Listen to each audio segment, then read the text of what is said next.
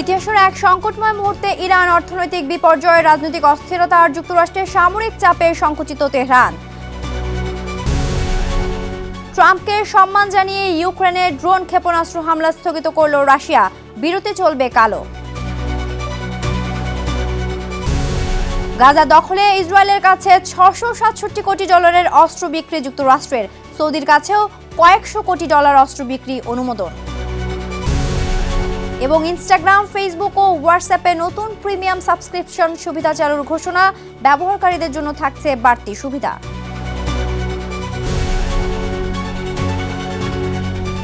বিশ্বজুড়ে ঘটে যাওয়া দিনে গুরুত্বপূর্ণ ঘটনা বলে নিয়ে আর টিভির নিয়মিত আয়োজন সারাদিনের বিশ্বে আপনাদের সঙ্গে আছে আমি সিনথিয়া রহমান।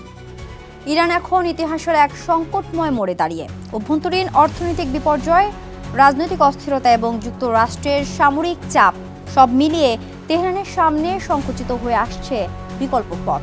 বিশেষ করে মার্কিন প্রেসিডেন্ট ডোনাল্ড ট্রাম্পের কঠোর নীতির বিরুদ্ধে ইরানের পাল্টা অবস্থান সংকটকে আরও জটিল করে তুলছে।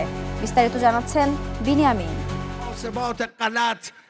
ইসলামী প্রজাতন্ত্র ইরানকে এখন একই সঙ্গে মোকাবেলা করতে হচ্ছে অভ্যন্তরীণ ভাঙন ও বৈদেশিক উত্তেজনা।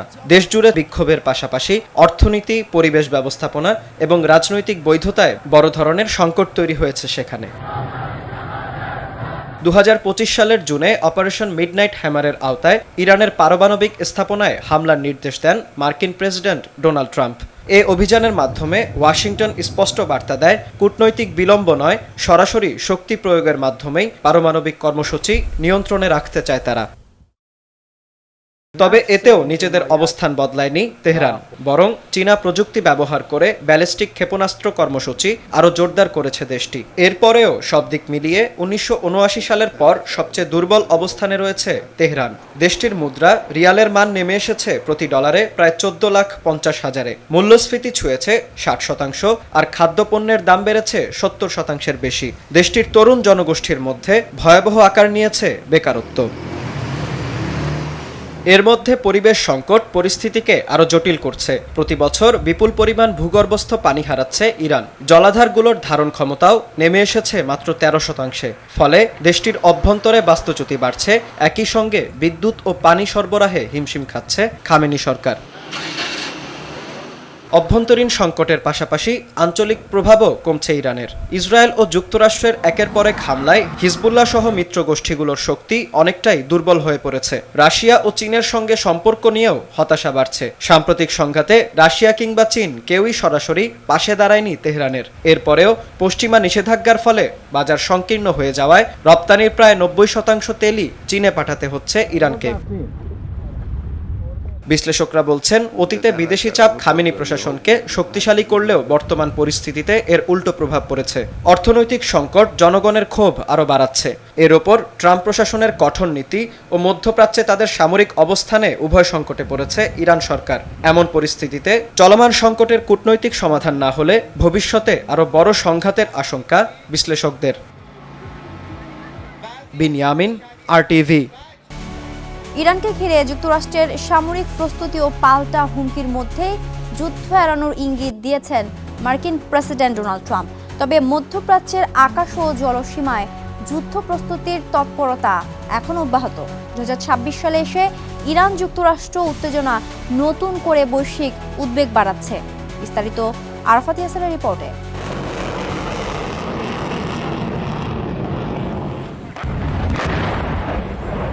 মধ্যপ্রাচ্যে আবারও যুদ্ধের শঙ্কা। ইরানকে কেন্দ্র করে সামরিক প্রস্তুতি জোরদার করেছে যুক্তরাষ্ট্র। অন্যদিকে পাল্টা শক্তি প্রদর্শনে নামছে তেহরান। এমন পরিস্থিতির মধ্যেই যুদ্ধ এড়ানোর ইঙ্গিত দিয়েছেন মার্কিন প্রেসিডেন্ট ডোনাল্ড ট্রাম্প।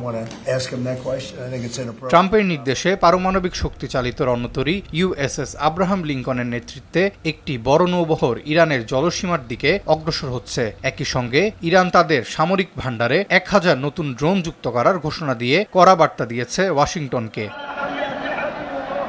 বিশ্লেষকদের মতে 2026 সালে এসে এই সংকট গত কয়েক দশকের মধ্যে সবচেয়ে ভয়াবহ রূপ নিয়েছে। সামরিক শক্তিতে বিশ্বের শীর্ষ অবস্থানে থাকা যুক্তরাষ্ট্রের তুলনায় ইরান আকারে ছোট হলেও আঞ্চলিক শক্তি হিসেবে তাদের সক্ষমতা উল্লেখযোগ্য।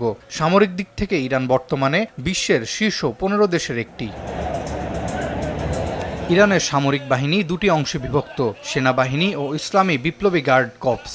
দুই বাহিনী মিলিয়ে প্রায় 6,10,000 সক্রিয় সেনা রয়েছে। পাশাপাশি 3.5 লাখ রিজার্ভ ও 1 মিলিয়নের বেশি আধা সামরিক সদস্য রয়েছে তাদের। ইরানের সবচেয়ে বড় শক্তি তাদের প্রক্সি নেটওয়ার্ক। লেবাননের হিজবুল্লাহ, ইয়েমেনের হুথি, ইরাক ও সিরিয়ার শিয়া মিলিশিয়ারা এই নেটওয়ার্কের অংশ। ক্ষেপণাস্ত্র ও ড্রোন প্রযুক্তিতেও ইরান এগিয়ে। ফাত্তা সিরিজের ক্ষেপণাস্ত্র ও শাহেদ 136 ড্রোন তাদের প্রধান অস্ত্র। তবে পুরনো যুদ্ধবিমান ও সীমিত আকাশ প্রতিরক্ষা ইরানের দুর্বলতা। সবশেষে হরমুজ প্রণালী বন্ধের হুমকি দিয়ে বৈশ্বিক অর্থনীতিতে চাপ সৃষ্টির সক্ষমতাও তাদের হাতে রয়েছে।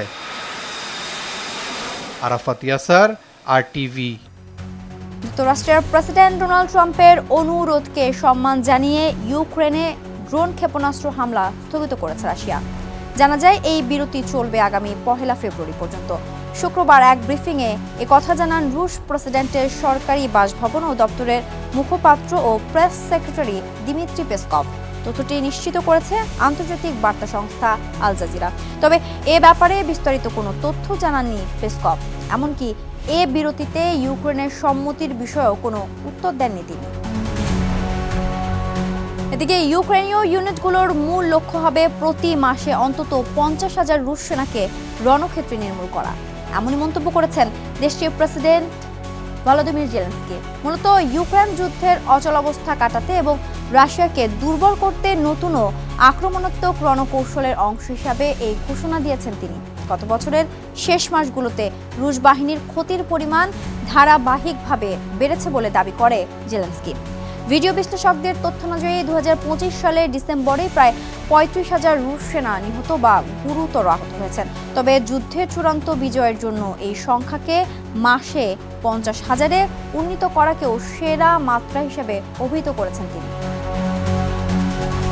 রাশিয়ার প্রেসিডেন্ট ভ্লাদিমির পুতিনের সঙ্গে বৈঠক করেছেন ইরানের সুপ্রিম ন্যাশনাল সিকিউরিটি কাউন্সিলের প্রধান আলী লারিজানি। মধ্যপ্রাচ্য পরিস্থিতি সহ আন্তর্জাতিক নানা ইস্যু নিয়ে আলোচনা হয়েছে বলে জানিয়েছে ক্রেমলিন। এদিকে ইরান চুক্তিতে যেতে আগ্রহী বলে জানিয়েছেন যুক্তরাষ্ট্রের প্রেসিডেন্ট ডোনাল্ড ট্রাম্প। অন্যদিকে যুক্তরাষ্ট্রের সঙ্গে ন্যায্য ও সমতা ভিত্তিক আলোচনায় বসতে রাজি হয়েছে তেহরানও। তবে ইরানের প্রতিরক্ষা ও ক্ষেপণাস্ত্র সক্ষমতা এর বাইরে থাকবে বলে জানিয়েছেন দেশটির পররাষ্ট্রমন্ত্রী আব্বাস আরাকচি। গাজা উপত্যকায় ভঙ্গুর যুদ্ধবিরতির মধ্যে ইসরায়েলের কাছে $667 কোটি মূল্যের অস্ত্র বিক্রির অনুমোদন দিয়েছে যুক্তরাষ্ট্র, যার মধ্যে $380 কোটি মূল্যের অ্যাপাচি অ্যাটাক হেলিকপ্টারই রয়েছে। ইসরায়েলের নিরাপত্তার প্রতি যুক্তরাষ্ট্র প্রতিশ্রুতিবদ্ধ বলে জানিয়েছে মার্কিন পররাষ্ট্র দপ্তর। পাশাপাশি সৌদি আরবের কাছেও কয়েকশো কোটি ডলারের অস্ত্র বিক্রির অনুমোদন দিয়েছে যুক্তরাষ্ট্র। বিস্তারিত জানাচ্ছেন আব্দুল মালেক।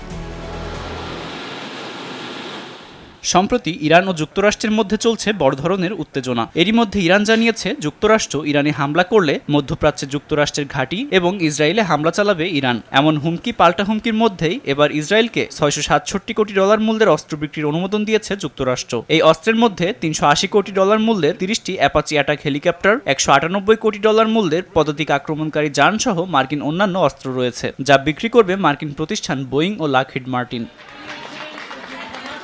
অনুমোদনের পর ইসরায়েলের নিরাপত্তার প্রতি যুক্তরাষ্ট্র প্রতিশ্রুতিবদ্ধ বলে এক বিবৃতিতে জানিয়েছে মার্কিন পররাষ্ট্র দপ্তর। ইসরায়েলকে শক্তিশালী এবং সদাপ্রস্তুত আত্মরক্ষার সক্ষমতা তৈরি করা মার্কিন জাতীয় স্বার্থের জন্য অত্যন্ত গুরুত্বপূর্ণ বলে উল্লেখ করা হয়েছে।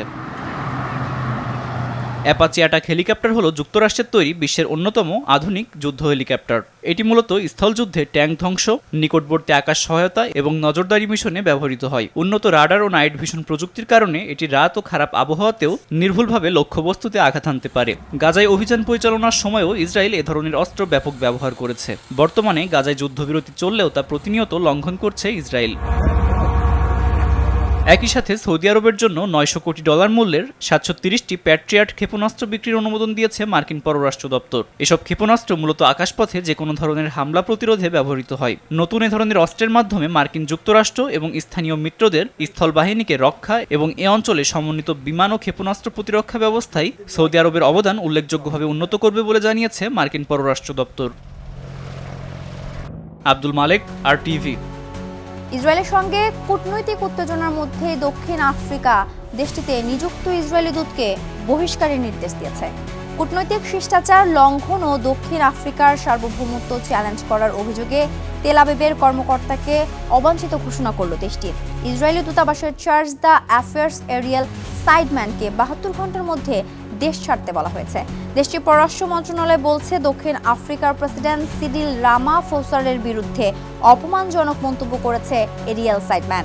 এদিকে এই ঘোষণার পর পাল্টা প্রতিক্রিয়া দেখিয়েছে ইসরায়েল। তারাও দক্ষিণ আফ্রিকার জ্যেষ্ঠ কূটনীতিককে অবাঞ্ছিত ঘোষণা করেছে। যুক্তরাষ্ট্রের কেন্দ্রীয় ব্যাংক ফেডারেল রিজার্ভের পরবর্তী চেয়ারম্যান হিসেবে কেভিন ওয়ার্শকে মনোনীত করেছেন দেশটির প্রেসিডেন্ট ডোনাল্ড ট্রাম্প। বর্তমান চেয়ারম্যান জেরোম পাওয়েলের মেয়াদ আগামী মে মাসে শেষ হলে তার স্থলাভিষিক্ত হবেন ওয়ার্শ।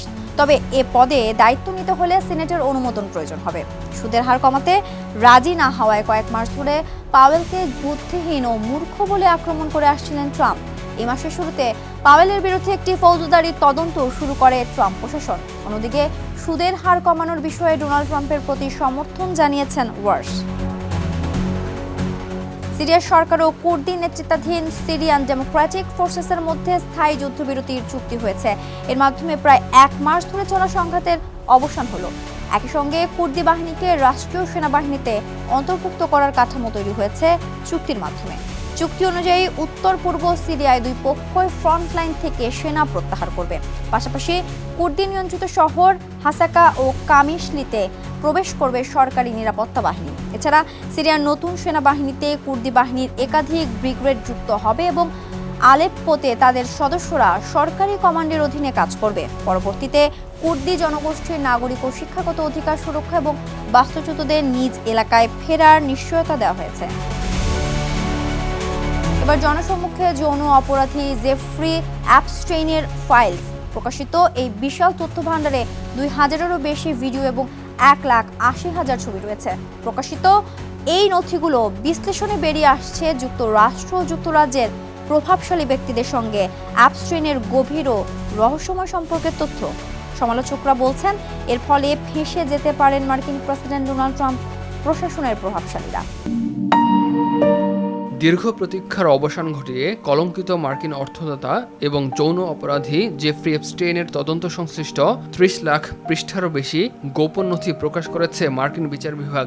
এক সংবাদ সম্মেলনে ডেপুটি অ্যাটর্নি জেনারেল টড ব্লাঞ্চ নথি প্রকাশের এ ঘোষণা দেন।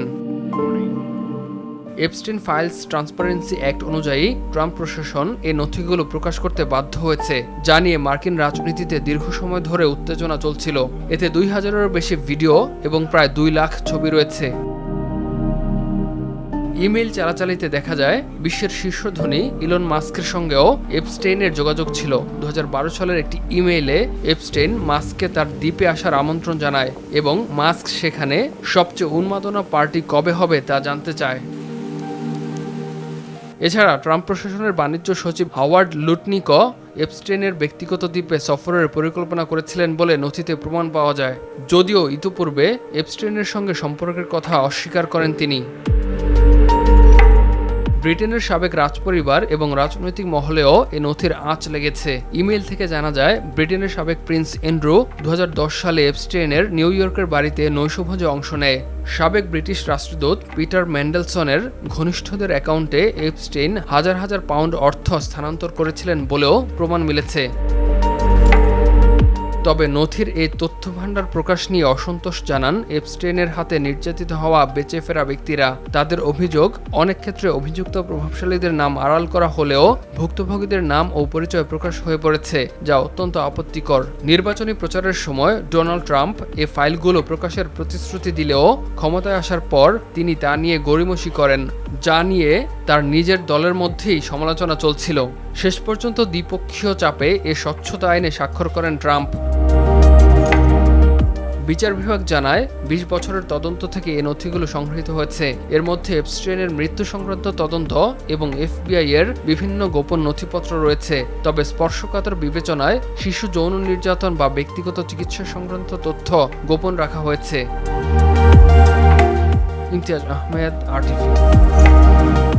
ইনস্টাগ্রাম, ফেসবুক ও হোয়াটসঅ্যাপে নতুন প্রিমিয়াম সাবস্ক্রিপশন সুবিধা পরীক্ষামূলকভাবে চালুর ঘোষণা দিয়েছে প্রযুক্তি জায়ান্ট মেটা। প্রতিষ্ঠানটির তথ্য অনুযায়ী এই নতুন সাবস্ক্রিপশন সেবা বিদ্যমান মেটা ভেরিফাইড সহ বাইরের আলাদা হিসেবে চালু হবে। ব্যবহারকারীদের জন্য থাকছে একাধিক নতুন ও বাড়তি সুবিধা। এ নিয়ে বিস্তারিত জানাচ্ছেন আরাফাত ইয়াসার। বিশ্বজুড়ে কোটি কোটি ব্যবহারকারীর জনপ্রিয় সামাজিক যোগাযোগ মাধ্যম ইনস্টাগ্রাম, ফেসবুক ও হোয়াটসঅ্যাপের নতুন প্রিমিয়াম অভিজ্ঞতা আনতে যাচ্ছে মেটা। পরীক্ষামূলকভাবে চালু হতে যাওয়া এই সাবস্ক্রিপশন সুবিধা মেটা ভেরিফাইড সেবার সঙ্গে যুক্ত নয়, বরং এটি হবে সম্পূর্ণ আলাদা একটি প্যাকেজ। বর্তমানে মেটা ভেরিফাইড সেবায় ভেরিফাইড ব্যাজ, সরাসরি সহায়তা, ভুয়া পরিচয় থেকে সুরক্ষা, সার্চ অপটিমাইজেশন ও বিশেষ স্টিকার সহ নানা সুবিধা থাকলেও তা মূলত নির্দিষ্ট ব্যবহারকারীদের জন্য সীমিত। নতুন এই সাবস্ক্রিপশন সুবিধা তৈরি করা হচ্ছে সাধারণ ব্যবহারকারী, কন্টেন্ট নির্মাতা ও ব্যবসায়ীদের কথা মাথায় রেখে। মেটার পক্ষ থেকে জানানো হয়েছে, নতুন এই প্রিমিয়াম সেবার লক্ষ্য ব্যবহারকারীদের উৎপাদনশীলতা ও সৃজনশীলতা বাড়ানো। এর অংশ হিসেবে যুক্ত করা হবে কৃত্রিম বুদ্ধিমত্তা ভিত্তিক এআই এর একাধিক নতুন ফিচার। কয়েক মাসের মধ্যেই ইনস্টাগ্রাম, ফেসবুক ও হোয়াটসঅ্যাপে ধাপে ধাপে এই প্রিমিয়াম অভিজ্ঞতা চালু করার পরিকল্পনা রয়েছে।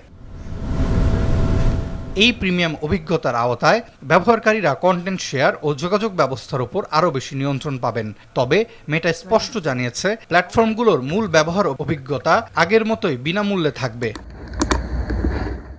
মেটা জানিয়েছে, আগামী কয়েক মাসে ধাপে ধাপে নতুন সাবস্ক্রিপশন সুবিধা চালুর সময় ব্যবহারকারীদের মতামত সংগ্রহ করা হবে এবং সেই অনুযায়ী সেবাগুলোকে পরিমার্জন করা হবে। তবে ব্যবহারকারীদের আকৃষ্ট করতে গেলে মেটাকে কার্যকর ও আলাদা বৈশিষ্ট্যের সুবিধা নিশ্চিত করতে হবে বলে মনে করছেন প্রযুক্তি বিশ্লেষকরা। আরাফাত ইয়াসার, RTV। নিপা ভাইরাসের প্রাদুর্ভাব ঘিরে ভারতে অনুষ্ঠেয় টি-20 বিশ্বকাপ আয়োজন নিয়ে তৈরি হয়েছে বড় ধরনের অনিশ্চয়তা। প্রাণঘাতী এই ভাইরাসের সংক্রমণ আশঙ্কায় ইংল্যান্ড ও অস্ট্রেলিয়ার মতো শীর্ষ ক্রিকেট দেশগুলো গভীর উদ্বেগ প্রকাশ করেছে। পাকিস্তানি সংবাদ মাধ্যমের দাবি অনুযায়ী ইতোমধ্যে ইংল্যান্ড ভারতে খেলতে যাওয়ার বিষয়ে আপত্তি প্রকাশ করেছে। বিস্তারিত আরাফাত ইয়াসারের রিপোর্টে। ভারতে অনুষ্ঠেয় টি-20 বিশ্বকাপ আয়োজন এখন চরম অনিশ্চয়তার মুখে। দেশটিতে নিপা ভাইরাসের প্রাদুর্ভাব নতুন করে আতঙ্ক ছড়িয়েছে বিশ্ব ক্রিকেটে। প্রাণঘাতী এই ভাইরাসের কারণে খেলোয়াড়দের স্বাস্থ্য ও নিরাপত্তা নিয়ে শঙ্কা জানিয়েছে একাধিক দেশ। পাকিস্তানের সংবাদ মাধ্যম GNN-HDর এক প্রতিবেদনে দাবি করা হয়েছে, ইংল্যান্ড ক্রিকেট বোর্ড ইতোমধ্যেই ভারতে গিয়ে বিশ্বকাপে অংশগ্রহণ নিয়ে আপত্তি জানিয়েছে। প্রতিবেদনে দাবি করা হয়, একই সাথে ইউরোপের অন্যান্য দেশগুলোর মাঝেও উদ্বেগ বেড়েছে। এদিকে অস্ট্রেলিয়ার ফেডারেল স্বাস্থ্যমন্ত্রী মার্ক বাটলার জানিয়েছেন, নিপা ভাইরাস পরিস্থিতি তারা নিবিড়ভাবে পর্যবেক্ষণ করছেন। তিনি বলেন, আপাতত অস্ট্রেলিয়া আগত যাত্রীদের জন্য আলাদা কোনো প্রোটোকল পরিবর্তন করা হয়নি। তবে সরকার সতর্ক অবস্থানে রয়েছে, যদিও এশিয়ার বিভিন্ন বিমানবন্দরে ইতোমধ্যেই যাত্রী স্ক্রিনিং শুরু হয়েছে। আল জাজিরার প্রতিবেদনে বলা হয়, নিপা ভাইরাস করোনার চেয়েও বেশি প্রাণঘাতী হতে পারে। বিশ্ব স্বাস্থ্য সংস্থার তথ্য মতে এই ভাইরাসে আক্রান্তদের মৃত্যুর হার 40 থেকে 75% পর্যন্ত। সংক্রমণ রোধে ভারতের national centre for disease control স্বাস্থ্যকর্মীদের জন্য মাস্ক, গগলস, PPE ব্যবহারের নির্দেশ দিয়েছে। উদ্ভূত পরিস্থিতিতে পুরো টুর্নামেন্ট শ্রীলঙ্কায় সরিয়ে নেওয়ার গুঞ্জনও শোনা যাচ্ছে, যদিও শেষ মুহূর্তে ভেন্যু পরিবর্তন ICCর জন্য বড় চ্যালেঞ্জ বলে মনে করছেন ক্রীড়া বিশ্লেষকরা। আরাফাত ইয়াসার, RTV। আর এরই সাথে শেষ করছি সারাদিনের বিশ্ব। RTVর সাথে সংযুক্ত থাকুন, মতামত জানান RTVর সামাজিক যোগাযোগ মাধ্যমগুলোতে।